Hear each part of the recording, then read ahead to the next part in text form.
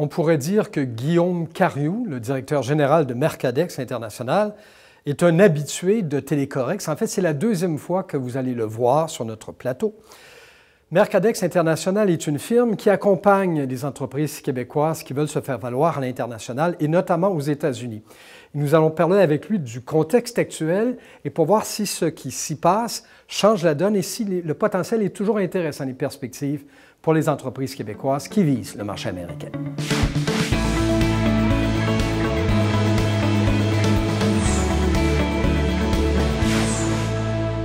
Alors, bonjour, M. Cariou, et re-bienvenue à Télécorex. Bonjour, M. Vézina. Je dis re-bienvenue parce qu'on vous a vu l'an passé. Déjà, vous étiez venu nous parler un peu du marché aux États-Unis. Rappelez-nous d'abord, dans un premier temps, parce que la mémoire est une faculté qui oublie, le rôle de Mercadex en fonction de son accompagnement d'entreprises québécoises. Donc, nous, on appuie les entreprises au niveau de la commercialisation, donc sur les marchés étrangers. Et essentiellement, ce qu'on travaille avec elles, c'est de trouver des partenaires d'affaires, mais aussi des prospects. Et l'un des marchés sur lesquels on est très présent, c'est celui de la Nouvelle-Angleterre. On en avait parlé l'an dernier. Pouvez-vous nous dire s'il y a eu évolution? On sait que les États-Unis, l'économie, a repris du galon. Est-ce qu'on le sent dans l'ouverture et le potentiel du marché actuellement? Tout à fait. C'est une économie qui se porte toujours très bien. Il y a des secteurs qui se distinguent à ce niveau-là, celui de la construction résidentielle, par exemple. On voit aussi tout ce qui est toute nouvelle technologie de fabrication.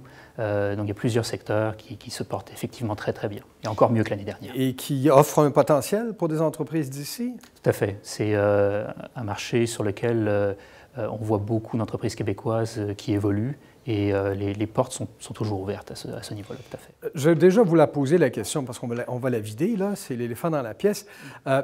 On sait que la Nouvelle-Angleterre, c'est un milieu un peu particulier. Ce n'est pas l'ensemble des États-Unis. C'est un milieu avec lequel on a été souvent proche, milieu de proximité. Et là, il y a quand même, j'allais dire, une atmosphère aux États-Unis qui est un peu différente depuis quelques mois. Est-ce que l'arrivée de l'administration Trump peut venir brouiller les cartes là, et peut-être dans un proche avenir? C'est une possibilité, mais il ne faut pas oublier que sur ce terrain-là, en Nouvelle-Angleterre, on a des alliés, tant au niveau des entreprises qu'au niveau des politiques. Et ces gens-là n'ont pas tardé à montrer leur intérêt par rapport à l'économie québécoise et à leurs partenaires. Donc, je pense qu'il faut quand même voir qu'il y a un potentiel et qu'il ne faut pas oublier d'aller le développer, même dans un contexte comme celui qu'on connaît en ce moment. Et vous parliez d'alliés. Je sais que les délégations du Québec à Boston et aussi à New York ont été très actives ces derniers temps pour rappeler qu'on a des relations qui sont bilatérales et qui sont mutuellement profitables. Tout à fait. Ce sont des relais majeurs pour les entreprises pour, comme je le disais tantôt, identifier des partenaires, identifier des prospects. Ce sont des canaux importants à mobiliser pour faire ce travail-là. Bon, il y a des événements, je présume, récurrents qu'on voit auxquels on devrait, naturellement, si on en a les moyens, une possibilité, participer pour justement, j'allais dire, entretenir ces réseaux-là. Tout à fait. Il y a deux événements qui me viennent en tête. Il y a notamment ISTEC dans les nouvelles technologies de fabrication qui se tient chaque année. Ça, c'est un salon dans lequel on va parler de robotisation, de nouvelles technologies pour fabriquer de manière plus efficace. Et c'est tout à fait indiqué comme salon pour rencontrer des partenaires d'affaires et aussi des prospects. On voit aussi le salon Greenbuild qui a lieu au mois de novembre, de manière récurrente d'année en année, sur le domaine de la construction verte. Et ça, c'est aussi un salon qui est très, très couru par les exportateurs québécois. Donc là aussi, pour pouvoir faire de la promotion et rencontrer des partenaires. Des technologies vertes, puis on connaît la construction de plus en plus de normes, de standards. C'est un domaine dans lequel on peut se distinguer ici? Absolument, parce qu'il y a un groupe d'entreprises québécoises qui évolue là-dedans, que ce soit dans les technologies au niveau des échangeurs d'air, ou bien alors les nouveaux matériaux de construction qui sont moins coûteux. Il y a vraiment un groupe d'entreprises ici qui se distinguent et qui sont tout indiquées pour faire des affaires en Nouvelle-Angleterre. Il y en a même déjà plusieurs qui sont bien installés. Vous en connaissez des entreprises québécoises qui actuellement réussissent à se démarquer et à se distinguer? Oui, plusieurs. Si on revient aux nouvelles technologies, par exemple, de fabrication, il y a Automatech Robotique, qui est une entreprise qui œuvre dans le domaine de ces technologies, dans les robots, qui est déjà en affaires aux États-Unis. C'est très, très clair. Et on retrouve dans plusieurs secteurs aussi ce genre de joueurs-là.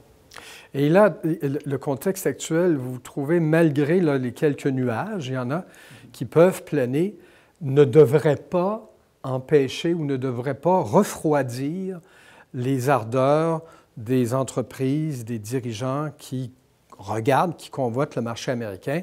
Il faudrait quand même pouvoir continuer, permettez-moi l'expression américaine, business as usual. Absolument. Il y a la pomme la plus basse dans l'arbre pour les exportateurs québécois reste très très souvent les États-Unis et encore plus souvent la Nouvelle-Angleterre. Donc c'est un marché à ne pas négliger même dans le contexte actuel.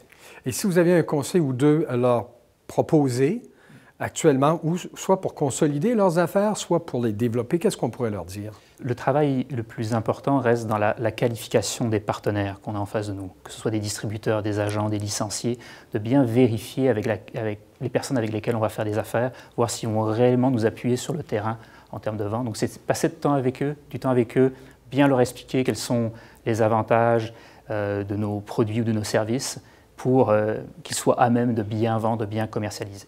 Est-ce que vous diriez que dans ce domaine-là, comme ailleurs, d'avoir de bons partenaires, parce qu'il y a des gens qui vont vouloir y aller de but en blanc, est-ce que le fait de compter sur de bons partenaires, des gens efficaces qui connaissent le milieu, est la manière peut-être la plus sage, je dirais, d'aller vers le marché? Si on espère une récurrence des ventes de manière durable sur le terrain en Nouvelle-Angleterre, c'est là où se trouve la clé pour réussir. Guillaume Cariou, directeur général de Mercadex International, merci beaucoup d'être venu à Télécorex. Merci beaucoup.